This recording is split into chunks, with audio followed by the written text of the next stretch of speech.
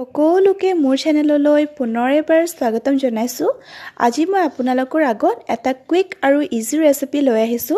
ৰেচিপিটো হৈছে জিকা আলু ভাজিৰ ৰেচিপি। খাবলৈ বহুত ভাল লাগে আৰু বনাবলৈ একেবাৰে সহজ। তেনেহলে বলকচোন চাও মইনো কেনেদৰে বনালো। এই ৰেচিপিটো বনাবৰ বাবে মই ইয়াতে লৈ লৈছো জিকা 4টা লৈছো আৰু মই গোল আকাৰত কাটি লৈছো, আলু 3টা লৈছো, দীঘল দীঘলকৈ কাটি লৈছো। পিয়াজ মই 2টা লৈছো আৰু ভালদৰে কাটি লৈছো। এই ৰেচিপিটোত পিয়াজ অলপমান বেছিকৈ দিলে খাই ভাল লাগে। আৰু মই তেল লৈছো আৰু মছলাৰ ভিতৰত মই ইয়াতে লৈছো হালধি গুড়ি, জিৰা গুড়ি, শুকান জলকীয়া, আদা ৰচুনৰ পেষ্ট, কলা জিৰা আৰু সোৱাদ অনুসৰি নিমখ। এতিয়া মই গেছটো অন কৰি কেৰাহী এখন বহাই দিছো। তাতে মই তেলখিনি দি এইখিনি গৰম হ'বলৈ দিছো। এয়া চাওক মোৰ তেলখিনি গৰম হৈ গৈছে। এনেতে মই ইয়াতে আলুখিনি দি দিছো।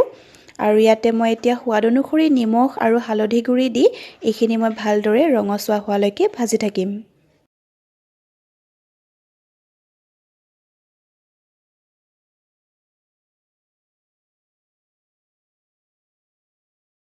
এয়া চাওক অলপ সময়ৰ পাছতেই আমাৰ আলুখিনি ধুনীয়াকৈ ৰঙচুৱা হৈ গৈছে। এতিয়া মই এইখিনি উলিয়াই থৈ দিছো।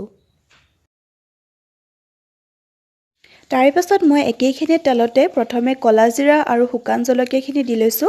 তাৰ পাছত মই কাটি লোৱা পিয়াজখিনি দি এইখিনি মই এতিয়া ৰঙচুৱা হোৱালৈকে ভাজি থাকিম।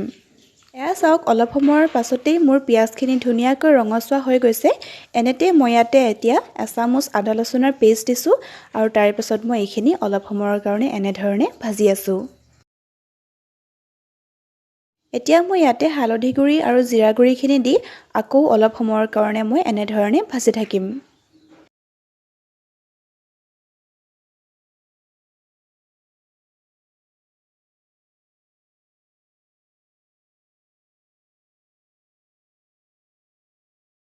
কিছু সময়ৰ পাছত মোৰ মছলাখিনি একেবাৰে ধুনীয়াকৈ ভজা হৈ গৈছে। এতিয়া মই ইয়াতে কাটি লোৱা জিকাখিনি দি দিছো আৰু এইখিনি মই ভালদৰে মিহলাই আছো।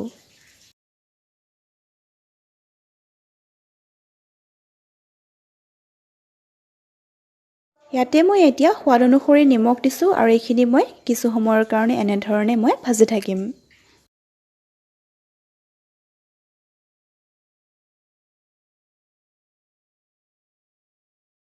অলপ সময়ৰ কাৰণে জিকাখিনি ভাজি লোৱাৰ পাছত মই ইয়াতে এতিয়া ভাজি ৰখা আলুখিনি দি লৈছো।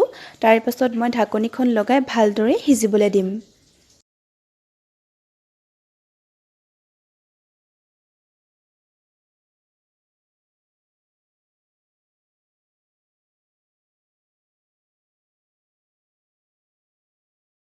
এয়া চাওক এনেধৰণে মই মাজে মাজে ঢাকনিখন গুচাই ভালদৰে লৰাই দিছিলো। আমাৰ জিকাখিনি এতিয়ালৈকে সম্পূৰ্ণকৈ সিজি অহা নাই, সেইবাবে মই আকৌ ঢাকনিখন লগাই ভালদৰে সিজিবলৈ ৰাখি থৈছো। এয়া চাওক কিছু সময়ৰ পাছতেই আমাৰ জিকাখিনি আৰু আলুখিনি ধুনীয়াকৈ সিজি আহিছে। আপোনালোকে যদি চব্জিখন এনেধৰণে খাব বিচাৰিছে তেনেহলে আপোনালোকে ইটো সময়তে গেছৰ ফ্লেমটো অফ কৰি দিয়ক। মই চব্জিখিনি আৰু অলপমান শুকান হ'বলৈ দিম, সেইবাবে মই আৰু অলপ সময়ৰ কাৰণে ৰাখি থ'ম। এয়া চাওক 5 মিনিটমান পাছত আমাৰ ভাজিখিনি শুকান হৈ গৈছে আৰু আলু আৰু জিকাখিনি ধুনীয়াকৈ সিজি আহিছে। আপোনালোকে যদি আগতে ট্ৰাই কৰা নাই এই ৰেচিপিটো তেনেহলে ট্ৰাই কৰি চাব। খাবলৈ সঁচাই বহুত ভাল লাগে। আজিৰে যদি ৰেচিপিটো চাই ভাল পালে তেনেহলে লাইক এটা কৰি দিব।